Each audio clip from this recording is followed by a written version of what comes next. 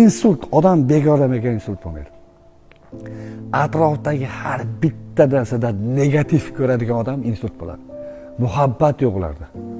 Tushunasizmi? Ularda pozitivlik yo'q. Ular faqat mana o'g'li nima ish qilsa ham yomon tomonni ko'radi. Xotinini har bitta ishdan yomon narsani ko'radi. O'zbekiston siyosatdan har bitta narsadan yomon narsani chiqarib beradi. Faqat yomon narsa ko'radi ular. Faqat yomon narsa. Pashshaga aylanib qolgan. Atrofga qarasa faqat axlat qidiradi. Mana shu insonlarda insult kasalligi kelib chiqadi. O'lgudek injiq, o'lgudek maraz bo'lib qoladi.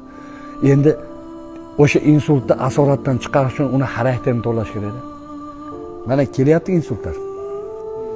O'zgaryapti, lekin bilasizmi, tanasi mana o'zgaryapti, holat o'zgaryapti. Lekin xarakteri o'ta qattiqligini his qilaman-da. Ishlayapsizlarki insultlar bilan. Bashara ochilmaydi, e'tibor berganmisizlar? Liboy insultni ko'ring-da, bashara ochilmaydi. Chehralanmaydi. Mana fiziki ishlagan evaziga sal yengillaydi. Uqtira olmaysiz shularga.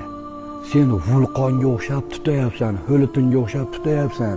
Bitta gurratib yon, bitta gumbatib portlagin, silta tashaq oldi, pasholdi hamma narsaga. Shunda portla, ochil, kasalligini ko'rasan, qanday yengillashini siz hop ditda yanash bilgan